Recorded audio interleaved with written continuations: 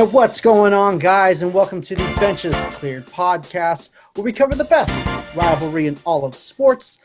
I am Jesse Gutierrez. I represent the side of the San Francisco Giants, who are currently 2-4. But as you can see right here, they're coming back for the win. I might sound stupid by the end of this podcast because hopefully it stays that way.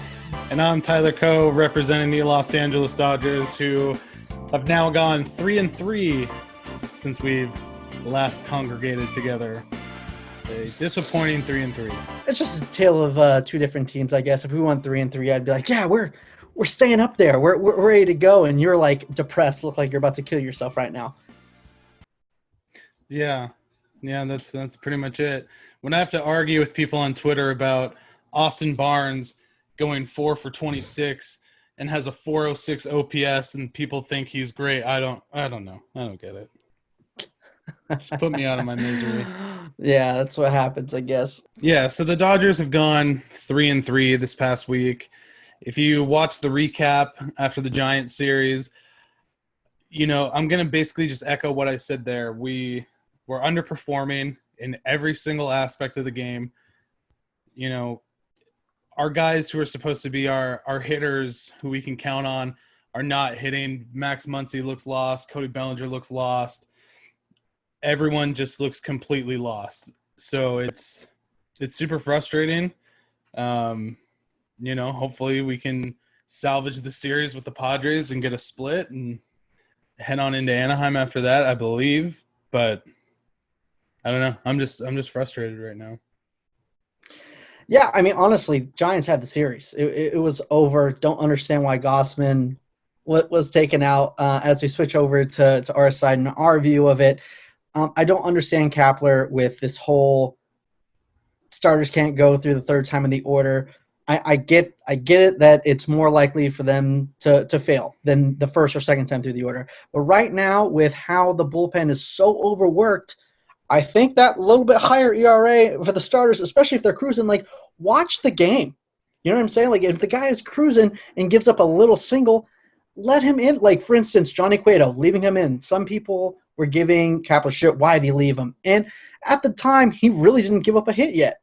I mean, I could tell it was in his head, but you got to give him that chance, man. Yeah, I mean, just from a baseball perspective, the pitchers are on way too short of a leash for you guys.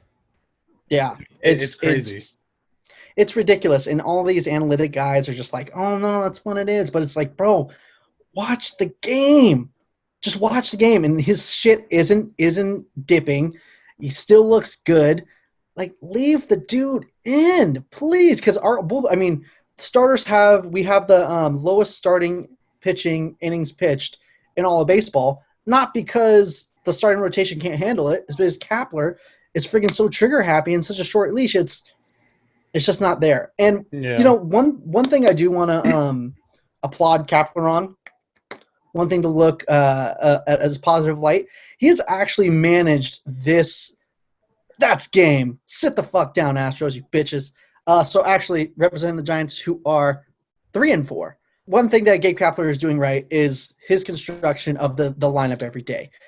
He's done a better job than Bruce Bochy did last year with constructing the lineup, not leaving the veterans in even though they're struggling, letting them take days off and putting in the guys that are hot. So I do want to applaud him on that. I don't want to be super negative Kapler guy. I hate everything he does. But just the starting issue is ridiculous. He's leaving the bullpen guys up to fail, which I think we have a good bullpen, even though it doesn't look like it. I mean, you can see Tyler Rogers' shit looked really good today.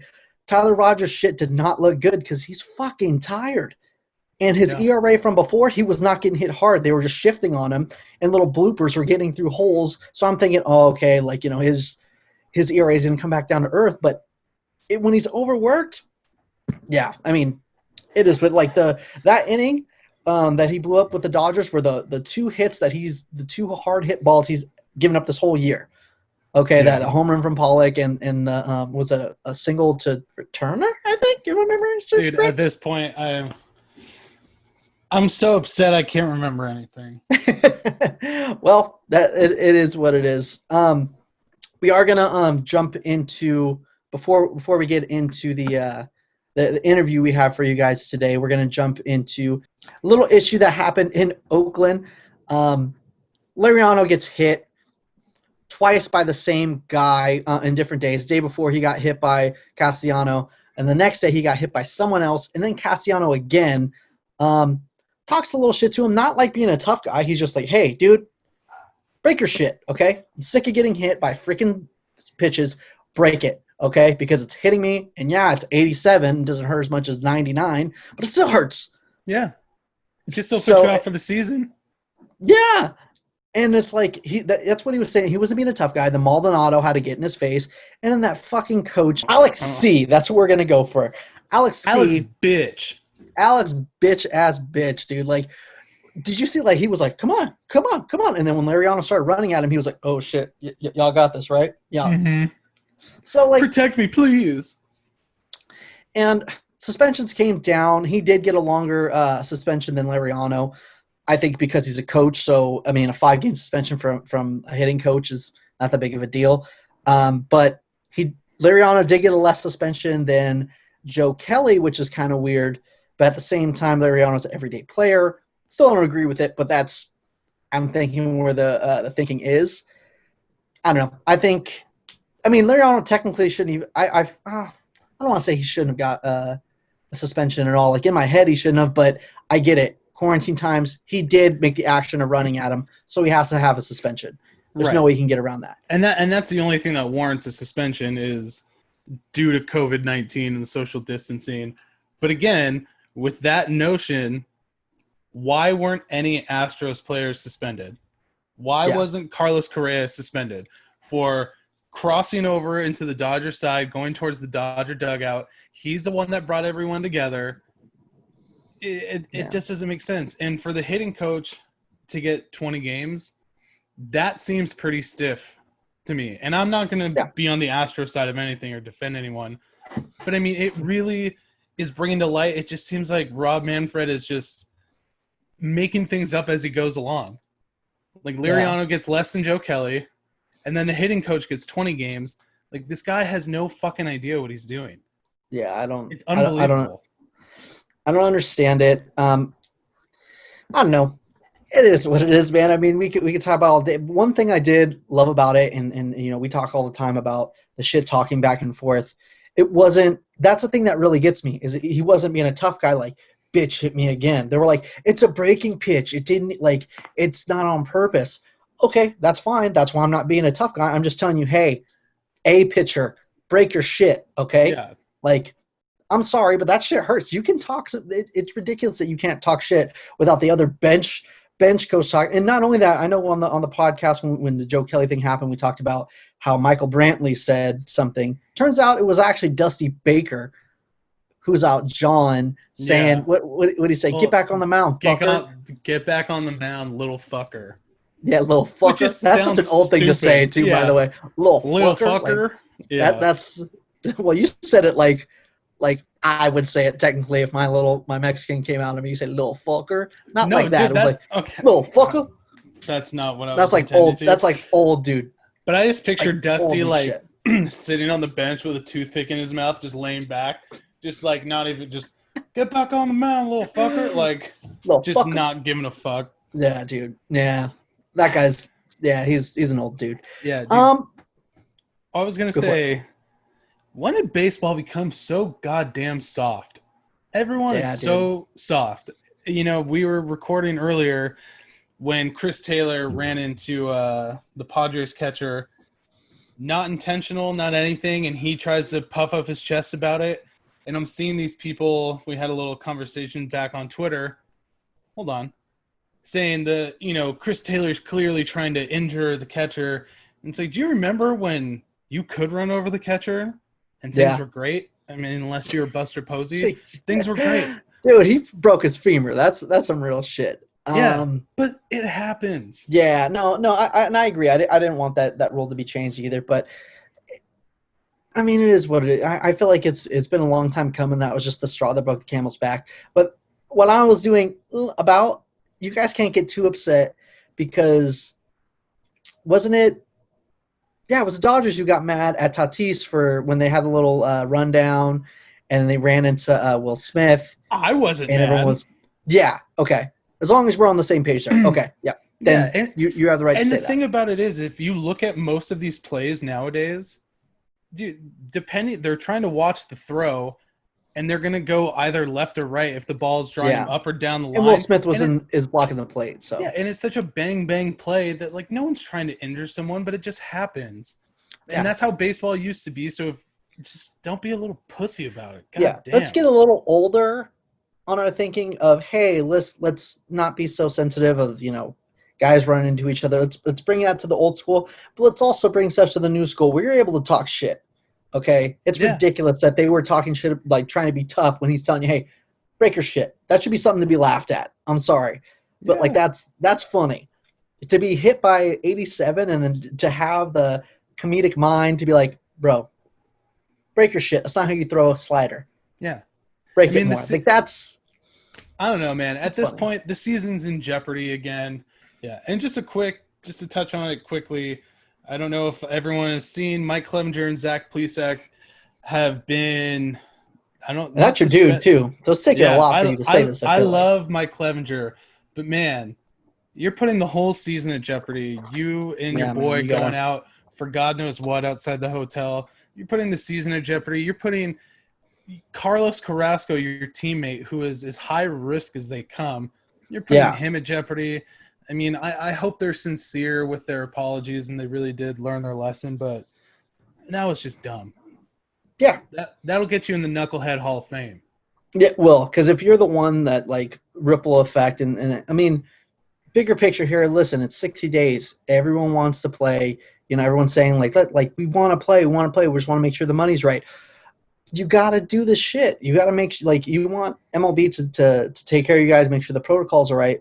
You need to do your part. And I think that they understand that, and they're ashamed of it, and they're bummed. Let's just not do it again, please, if we can. Yes, please. Take example from the West Coast teams, okay? West Coast teams are setting the example. Nothing's happened it's East Coast and Central now. West Coast is just, we're going to stay corona-free. Nothing's going to happen. Yeah, exactly. But it's good. We're happy clan here at the Bench is Clear podcast. We're going to lift up positivity and just tell Tyler to stop being such a downer, and we're just going to be happy, okay? You're happy means you're a fucking idiot. Well, there you go. That's me. And we're going to introduce someone to lift our spirits. And now we'd like to welcome into the Benches Cleared podcast, Flying Squirrels broadcaster, the AA affiliate of the San Francisco Giants. And when I hear the word broadcaster, I think this guy better have a silky smooth voice that, could just talk me to sleep. And my guy does not disappoint. Introducing my guy, Trey Wilson. How's it going, my guy? Jesse, Tyler, thanks so much for having me. I'm really excited to be here. Yeah, thanks for coming on, man. Yeah, man, really excited to have you here. How does it feel to have your summer free?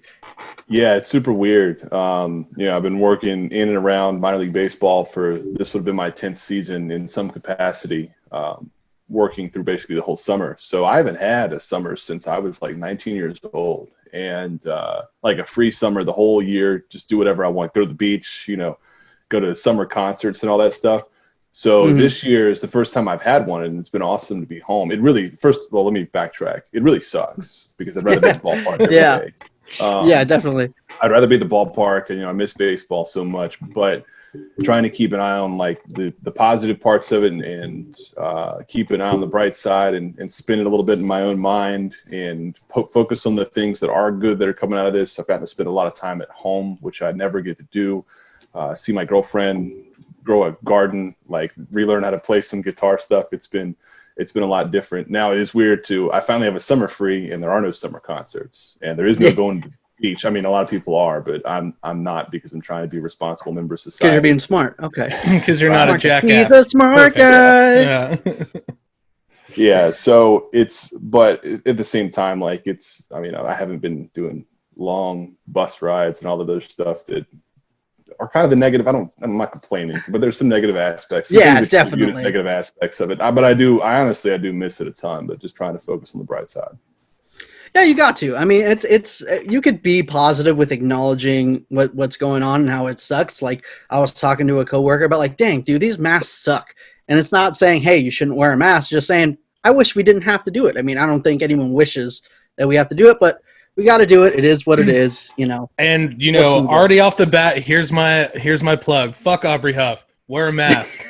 That was the quickest one we've done yet. Do you think so? I think we've done quicker. You set me up really organically. Did I? Was that a volleyball? That. I feel like that wasn't even that much. I feel like maybe I was hitting it away and you dove. I thought might have been a little bit of a stretch, but that's okay. No. I'm all for it. Trey, I know you've been keeping busy with the podcast that you started, the Funville Nine. What's the best and worst part about starting that podcast for you? Yeah, so it was an idea that we had kind of had even before all this was going on, but as it turned into where we knew we weren't going to have baseball this year, which was pretty much probably maybe even 6 weeks before the official announcement came. Writing was pretty much on the wall. Yeah. So we as an organization, as the Flying Squirrels, have been looking for a lot of different ways that we can stay connected with our community here in Richmond and elsewhere, but definitely here in Richmond. And a little bit of background of the way that our office works.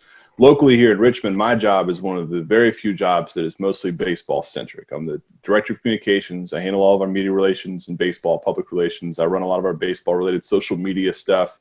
We have a separate person who does most of our social media, but a lot of the baseball stuff is coming from my department.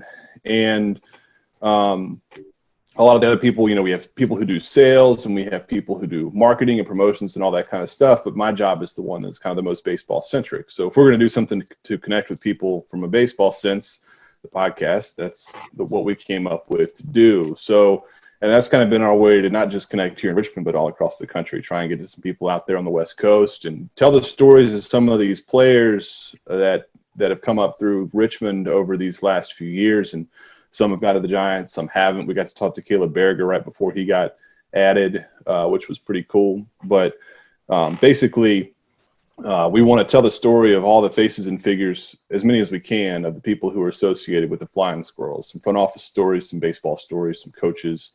And it's been a lot of fun so far. I think we're getting a lot better with it every week. Yeah, man, I was listening to that the Caleb Berger interview, and I guess I mean it's kind of funny because I follow minor league system for a couple of years. There's a bunch of guys that you have on there that I'm huge fans of, Tyler Sear, and one's Caleb Berger. And it's funny because I was talking to we did an interview with RJ Davovich, who was just drafted, and I asked him, I was like, do you know if it's Bargar or Berger? Like, what do you know? And he was like, I don't know, man. I just call him Caleb, so I'm not 100% sure. So you answered one of my questions, and I appreciate that. Yeah, right there on the podcast. So I knew the answer, but I knew that a lot of people listening didn't. So I wanted to make sure – I wanted him to tell his story of all the different ways that he's had his name mispronounced. So anybody who hasn't listened to the podcast, go look up the Funville Nine, listen to him with Caleb Berger, and he'll tell you exactly how to say it. And also – There's a list. There's a whole list of how you can mispronounce that. Yeah. Butter to burger, whatever you want to do. And because you're so close to these guys, right? You get a lot of time with these guys. How does it feel for you, seeing what these guys go through when they go to the big leagues and they crush it? Yeah, not even just with the guys from Richmond over the last year, but a lot of the guys who I've worked with over the last decade or so. I was actually talking with one of my buddies the other day, and we were he's a younger guy who worked with me a couple of years ago, and we were talking about he's starting to see some guys trickle in the big leagues now. It's kind of new for him. He had 2 or 3, and now he's got like 10 or 12. And yeah. I think it sparked an idea. So I need to go make up a list of the guys who've played for the teams that I've been the broadcaster for or have been on the teams that I've worked with, and went and put together a list, and it's like about 100 names of these guys who've gone into the big leagues. And just looking at what these guys went on to do, from watching them play baseball where I used to work in Bluefield down in the Appalachian League, go all the way up from these small town stadiums, some of the stadiums maybe just barely above a high school level type of field, and climbing the ladder and going and playing in these major league cathedrals in front of 30,000 people in a normal time, obviously not right now. But it's so cool to see that, man, because I know how much work they put in and how much uncertainty there is, because even I've worked with countless first-round draft picks who might not ever see the big leagues. And I've worked with 32nd-round draft picks who've gone on to have major league success, like Kevin Pillar. He was on one of the teams that I was working with back in 2011 in Bluefield. And I think he was a 22nd round pick. A guy coming out of a D2 school going on to have some major league success. So it's cool to see because you get to see that relief. My favorite thing is to watch major league debuts. We just got to see one with Caleb Berger, a guy who was in Richmond last year. But especially under normal years where they show on TV, they show the shots of the family and stuff at the stadium, and they've flown them in from somewhere, and there's just so much jubilation and relief and so many different emotions. That's my favorite thing, and I have nothing to do with it. I just sit and observe it from a close distance, but it's always my favorite thing. Yeah, and honestly, I even feel the same way when I'm just looking at their stat lines every day. Like, I can only imagine what it's like to announce them, have relationships with the guys. Imagine being the guy. Yeah, exactly. I mean, and their story needs to be told, man. So I feel like stuff that hopefully that we're doing here, and obviously the stuff that you're doing on your podcast and showing people the these guys' stories before they get up to the big leagues, and it's going to be important. It's going to go a long way because there's a lot of turmoil and a lot of things wrong with the minor leagues. And you being in it, what do you think is the one thing that can really improve the minor leagues? I know we hear a lot about pay. Is it something different, or you just need to double down and just keep talking about pay the entire time? I think that it's not that bad. The pay is something that needs to be addressed, and we're finally starting to see some progress on that. Yeah. For the players, it's a whole different thing on the front office side. There's so many disparities between different teams, even within a league, and from a non-player standpoint, people trying to work in baseball, I think that we need to do a lot more to be more inclusive, to bring more people from different types of backgrounds in, because it gets to be a pretty elitist industry because you have to work these unpaid internships and you have to do all these, you have to get this college degree to work in baseball. And I'll tie this back to the players. It matches up. So it's the same thing on the players side. You've got some of these players who might not have that signing bonus. Maybe you get a guy who signed for $1,000 or $10,000, which doesn't go very far as a signing bonus. And what you're doing is you're forcing some of these guys out maybe earlier than they would normally have to. You see some guys who might have a chance if they could stick it out for another couple of years, but they just got to go pay the bills. So if you come from a family where they can help guide you through that process for a few years, and this is the same thing with minor league front office staffers and things like that, with some of the teams that don't take as good a care of their employees. If you have a family who can guide you through that, then you're set, but a lot of people don't. And what we're doing from a player standpoint, from a staff standpoint, is we're pushing a lot of these people out who don't have the opportunity because they just can't have their salary covered by their parents for a few years before they get to a place where they're making livable money. Yeah, definitely. I mean, I think that's what's really important is to still push out, in our respected voices to if you're a fan and you really want to help grow the game, show up to the minor league games, man. Buy a food gift card and hook up some of these players that are really struggling, that are far away from home. Well, it's just interesting too, when the perspective of working in baseball. Because one of my best friends, he went to school at Creighton University, which is in Omaha, which is where the College World Series is. So every summer he would work an unpaid internship at the College World Series. He ended up getting a master's in sports management. And without those unpaid internships, it would have been so much harder for him to break in. He still works in sports. But I mean, if you don't have, like you're saying, the money or a family that can kind of front that bill, I mean, you're 10 steps behind the 8 ball already, which is insane. I mean, because you have people that have the talent and that have the drive, but it's just impossible because you need the opportunity too. Yeah, it's like that. It's that way in a lot of places in society, right? But it's very prevalent within the baseball world, and especially in the broadcaster side, the guys who do what I do. I don't come from a very well privileged family background, and that's very rare within our industry. And, coming up through, I got lucky. I got a lot of lucky breaks early on. Sometimes you kind of create your own luck, but you don't get to even the level that I'm at, which is not obviously big leagues without a lot of luck, but and a lot of work. But at the same time, you know, I had to really, really live well without for a long time and really scrape by for a few years. And until I got to where I landed a full-time job, which took like 4 or 5 years. And then even at that point, you know, get to where you're making enough money to not have to go paycheck to paycheck. And what that does is we filter out so many people in those early years that just can't make it happen, you know. And people will say, you know, people have the freedom to do whatever they want. Nobody's holding a gun to their head and making them work in baseball, or for the players tying it back there, nobody's holding a gun to their head and making them play, which is absolutely true. And I got a lot of things that I could say on things that we're doing that hurt growing the game of baseball. But if we want the game to be the best that it can be and be something for everybody, then we need to have everybody in it, right? We need to have people from all different types of backgrounds, and not just people who grew up that had some mommy and daddy could help them front the bills. And we shouldn't have to have people living well below the poverty line just so that they can either play baseball or work in baseball.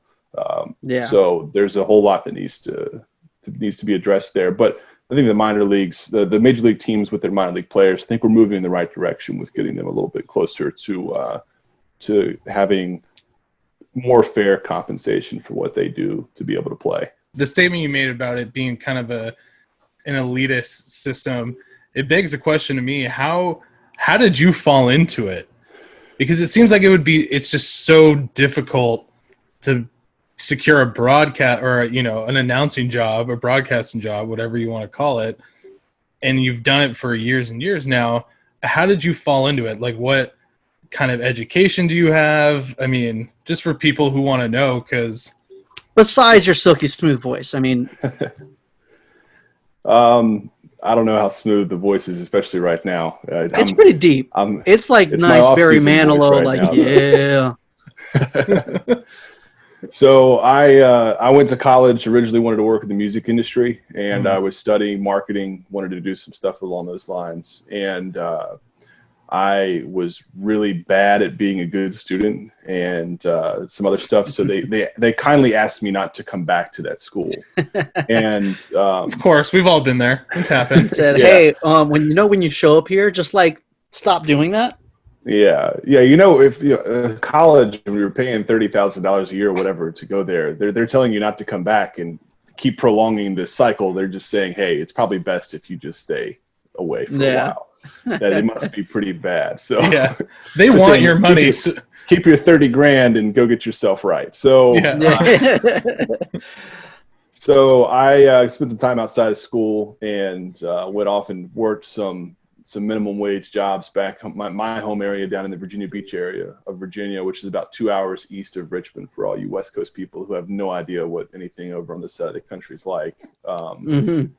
And so went back home to the Virginia Beach area and worked some odd jobs. Worked at Sam's Club, which was awful. Worked at Kmart, which was way worse than Sam's Club. Kmart!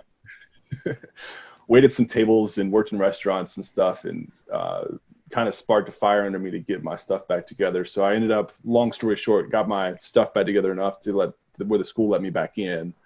I went back to the same place and loved that school, still do to this day. Bluefield College, which is a small school in southwestern Virginia out in the Appalachian Mountains. And when I went back, I studied journalism. I wanted to be a sports reporter and got into some writing gigs, got some freelance stuff, ended up getting an internship with a NBC affiliate TV station.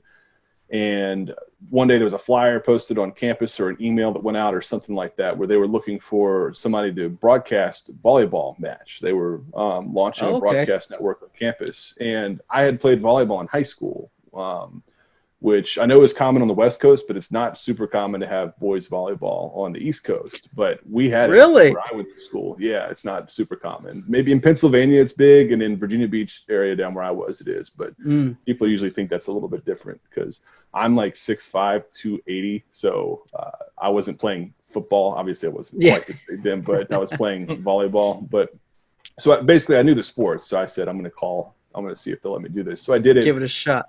Yeah, I broadcast this volleyball match, and I was awful. It was so bad, but I really enjoyed it. So I kept doing that. I got some more gigs with the college. Eventually, the minor league baseball team that we shared a baseball stadium with there in Bluefield, they had a new GM come in. They were looking for a new broadcaster. And I went and pestered this guy for this job. Like, I would see him at the mall at the Chick-fil-A, and I'd be like, "Hey, man, I want this gig." And he's like, "No, you get out of here, kid. No, go."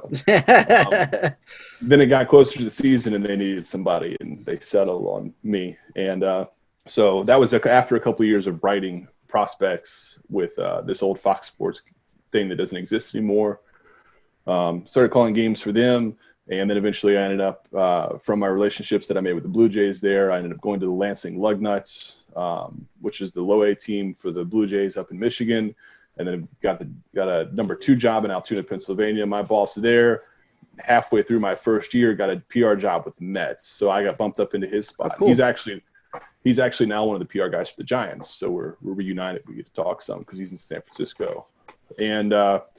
And then eventually got a chance to come back home to Richmond, and that's where I'm at now. And that's for a lot of those first years, it was lucky to bring in $15,000 a year. So, but eventually you get up, you work, it weeds people out, and eventually you get up to an organization where they take pretty good care of you. So, yeah, man, I feel like you're on your way, man. If you suffer through all this, I think me and you kind of have a little bit of a connection, right? We got the Kmart thing. We also got a thing of announcing volleyball games. And I know you did it officially, right? But I went to one of my best friend's volleyball games in high school, and I just basically yelled at what they were doing, and the coach wanted us kicked out. We were just pumping up my friend because literally no one was there. So I'm not sure if that counts, but I'm going to count it anyways. I don't think any minor league baseball teams are going to be giving you a call anytime soon, Jesse. So no, they're calling. If that's in your head, to get it out.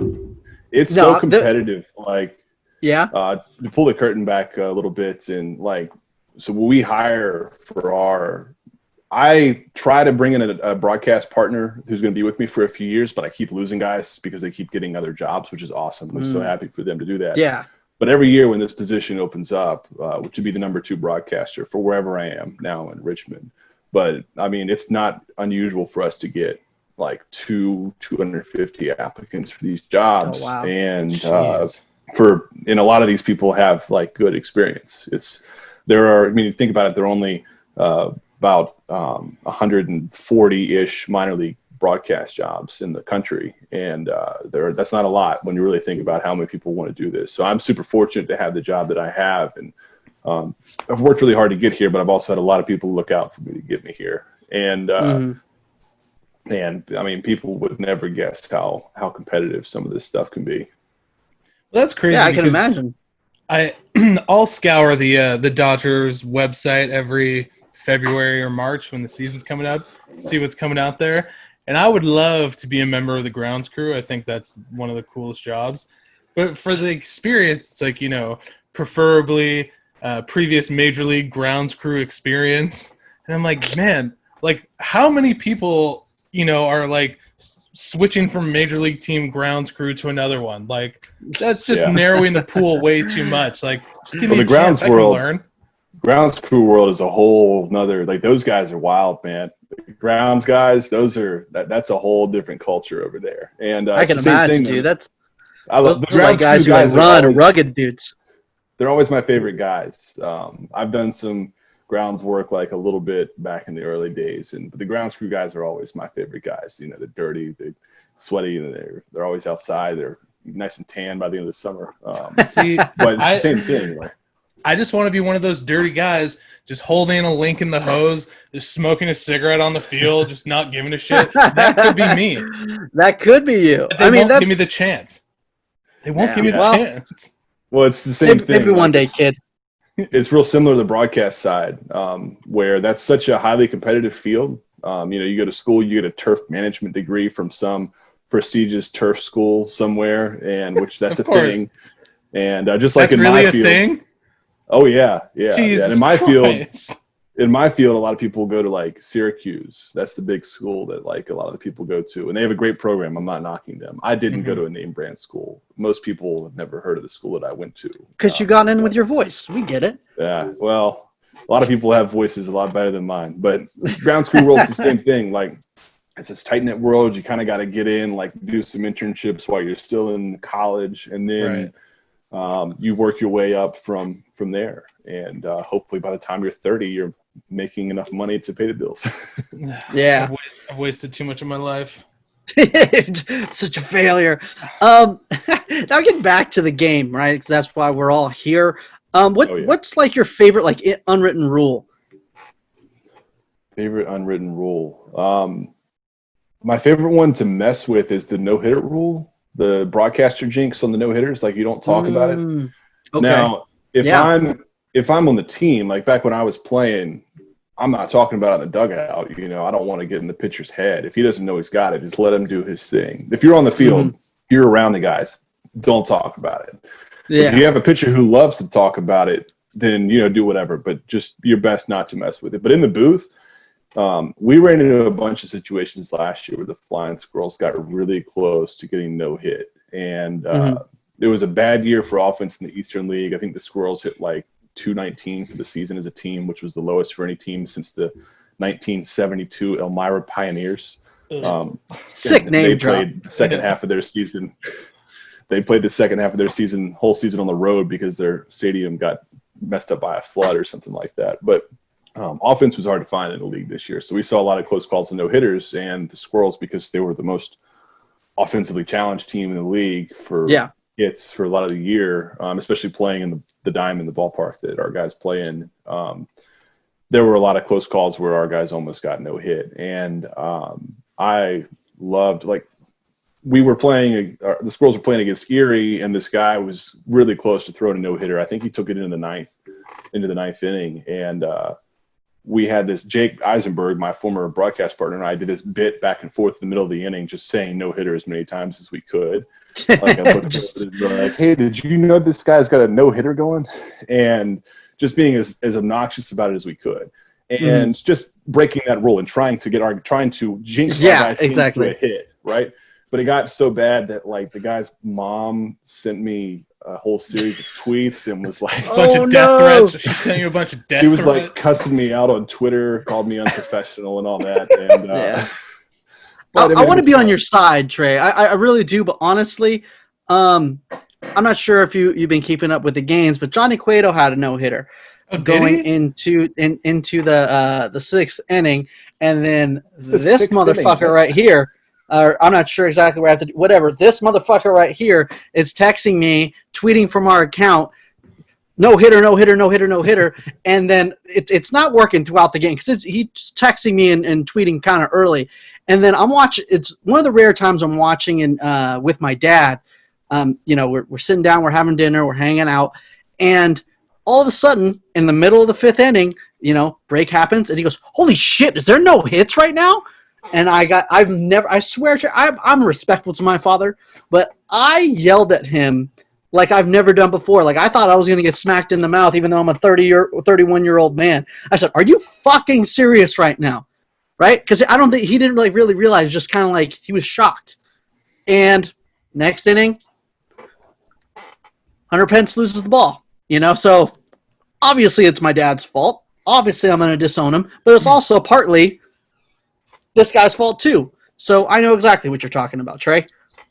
Yeah, well, I've never seen a no-hitter in person in my life, whether it's calling college games, you know, playing other than like high school games. But so maybe there's something, maybe it is real because I talk about it on the air. And I also, though, like, to get a little bit more on the serious side, if somebody's tuning into one of our games, they got to know what's going on. Like, that's the number one thing that we have to do, is the entertainment, all the other BS and the nonsense that we're trying to do. The most important thing that we have to do is anybody who's listening or who's watching the simulcast at MILB TV, they need to know what's going on. So if the guy's throwing a no-hitter, they need to know, like, the gravity of this moment. So we have to talk about it. If somebody tunes in the sixth inning, or they tune in late, they got to know. So I don't think it's for I feel like every no-hitter that I've seen, broadcasters talk about it. I don't think it's really for it's more of like, if you're watching the game, if you're in the stands, you mention it, you're catching these hands. That's how I feel it is. You know, I used to love I think you guys are safe. I used to love, well, anytime I mention it, especially because, like I said, the Squirrels got so close to getting no hit several times last year. Find a baseball mom. Who cares, man? And well, I mean, not even just baseball mom, but we would get fans on Twitter who were saying all kinds of stuff. And like I said, they're like, "Oh, yeah, this is all your fault. It's your fault that my boy gave up a hit in the ninth inning with 2 outs. No, you're that's sitting bullshit. way up there in a tiny, barely air conditioned room, like 300 feet away from the closest player." Yeah, exactly. It's your fault. The alternative to that is getting like an ESPN broadcast that's fucking terrible, and they don't tell you anything that's going on during the game. Or even show the first inning of an opening day game. Like maybe that would be a good idea. Yeah. Well, it's so when you're only on once a week. Not first inning. Sorry, my bad. When you're Matt Vasgersian or those guys on Sunday Night Baseball, and you're only on once a week, and you've got an audience that's not like a super baseball audience. Unfortunately, when you're a hardcore fan of the team, like Jesse, you are with the Giants, or Tyler, you are with the Dodgers, like those broadcasts, sorry, they're not for you. They're more like a talk show with the game as a background, and I hate that too. And that's why I hate just national flip on broadcasts. John Miller, flip on the good. radio broadcast. Yeah, Matty Vito's. Yeah. I feel like you can as a fan, like just because it's not like structured towards you like every other game is, you know the difference of this guy has no idea what the heck he's talking about. Like for instance, A-Rod, right? Like how can someone be so good at baseball but be so bad at commentating on baseball? I don't understand it. I don't get it. I don't want to put you in a bad spot, Trey, so you don't have to answer this, because, hire, whatever. I just don't understand. It doesn't make sense. Like ESPN, it's just get some guys who know what they're talking about, Like they'll have like Dave, they'll grab someone from, one of the teams to commentate, and that's smart, right? But you can't have the play-by-play guy not knowing what he's talking about. You want to get Matty V for the play-by-play and have other guys? I think that's fine because Matty V's good. Well, I think we come from, having Vince Scully our whole lives, having Bob Miller now, like we're spoiled. I think the Dodgers and Giants broadcasts are pretty good. Oh, they're so good, both of them. Yeah. And I grew up a fan of the Braves as a kid, so we had the Braves on TBS all across the country, obviously, but that was our closest access to baseball. So I had Pete Van Wieren and a lot of those guys. And then now, into my later years, before I transitioned kind of from fan to on the inside, I guess more, but Jim Powell, I think, is one of the best that does it on the play-by-play side. They had some really good ones too. So I've been kind of spoiled with some of those too. I kind of know what you're saying, but obviously Tyler with Vince Scully for almost 70 years. Like, I mean, it's hard to top that. But then even you can't. John Miller's been one of my favorite broadcasters my whole life. Yeah, John's good. And he's so great. And now that I work with the Giants affiliate, it's awesome because with us being on East Coast time, if we're at home, I have about a 35-ish minute drive home. I don't live in Richmond. I live out in the middle of the country, in the middle of nowhere, kind of in the woods. And I've got about a 35-minute drive after games. So if I'm leaving after we have a 7 o'clock game and I'm leaving, usually it's right in the middle of the Giants game. So I can flip the app on in my truck and pull the Giants game up, and I get to listen to any Dave Fleming or any of John Miller, any of the great broadcasters the Giants have, and it makes the drive home awesome. So I've really gotten a pretty good appreciation for how good the Giants broadcast crew is over the last year and a half or so. Yeah, we're definitely, both of us are definitely spoiled. I mean, speaking of back to those games you're driving home from, do you have any like special, maybe funny stories of something that's happened maybe with one of the Giants affiliate prospects? No, we will tell some of them on the podcast and go a little bit behind the scenes with some of those on our podcast, the Funville Nine, like talking about with Jalen Miller, who I know y'all had on a few weeks ago, and Jalen's awesome. But talking about kind of his chronicles of the cooler dumps over the last season. He was the guy that anytime they'd have the walk-offs, they bring the Gatorade cooler out and they dump it on everybody. Well, it kept happening where he kept somehow getting friendly fire hit with these cooler dumps.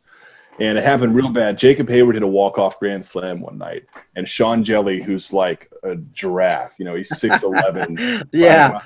And Janestri Fargas, who's now with the Mets, is like 5'10", and these two are trying to bring the cooler out together, and they're like half sideways like that. They're trying to get Jacob just all going out on him, huh? Well, they missed, and they got Jalen like direct shot, nailed him. And you can see it on the TV broadcast, we have the videos on our stuff, and he just like collapses in frustration because he got hit with another cooler dump. So he took over the cooler dumps from there. I'm sick of getting hit with this. I'm holding it. So he talked on our podcast about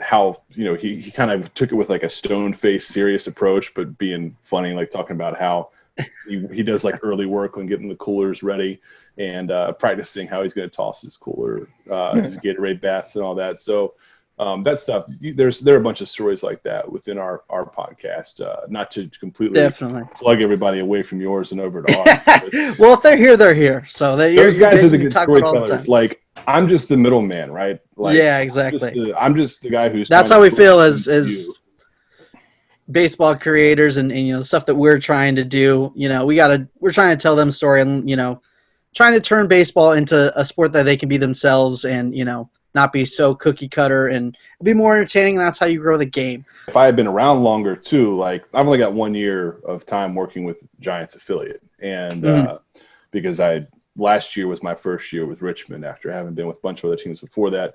And even I wish I had a Dodgers guy that I could bring up. Tim LeCastro, was he a Dodger at one point? Like he was one of the teams I was with. I mean, Tim LeCastro getting hit with baseballs in the minors and in college. I could talk about that, but you'll already know it. So that's so crazy. I think it was it SB Nation that did a story about him stealing first because he gets hit so damn much, and he's one of the fastest guys in the major leagues. So if you were listening, if you were listening to Bluefield Blue Jays broadcast in 2013 or Lansing Lugnuts broadcast in 2014, you would have been way ahead of that curve. So we had it before SB Nation. So. I blew it.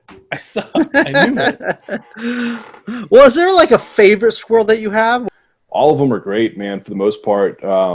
Last year, Jalen, who y'all got to know a bit, I mean, he's such a character. He's so cool. And I think that Jacob Hayward is also awesome. I hope the Giants fans get a chance to know him and that he gets to the big leagues. He had a little flack because of he got thrown out for a third called strike from a robot ump, and he was thrown out in a folly game.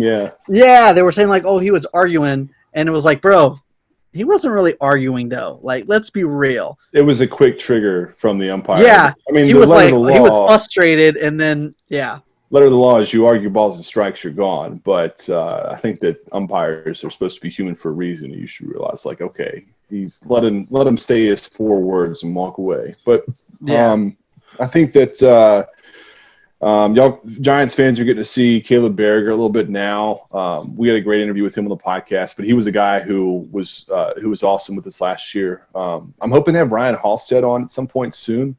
That might not be a name that rings with as much of a bell, although watching him pitch for the last few years, even before I got to Richmond when I was with Altoona, it should be because he's got some great stuff, man. Yeah. But he's also like for a couple of years too. He's a grade A human being, and I hate to leave anybody else out because there's so many. I don't want to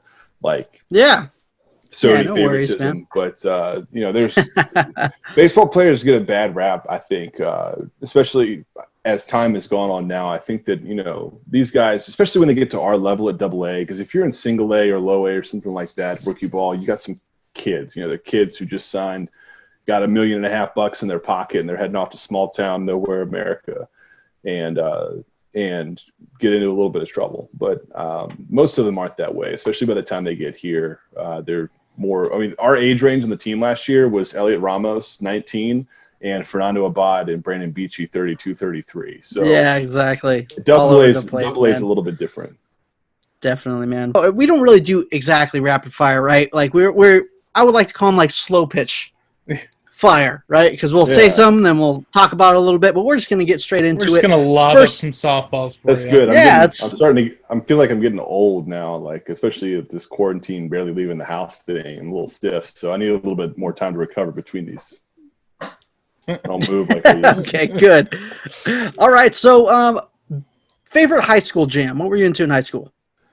Oh, man. I was all across the board. I'm going to say, though, I'll just pick a band from that era. My favorite band from high school, I'll pick 2. I'll say Emory, which was a band. It was on Tooth and Nail Records back in the day. And then May, which is like this kind of softer band, but they're from my hometown. Yeah. They were nationally big, but they're from my hometown, so I got to give a shout out to the 7-5. This is the first time we've had someone in our age range for these music questions. Yeah. So, Yeah, because we've had just price first, spike questions. So. Yeah, this is the first time I'm hearing names that I know.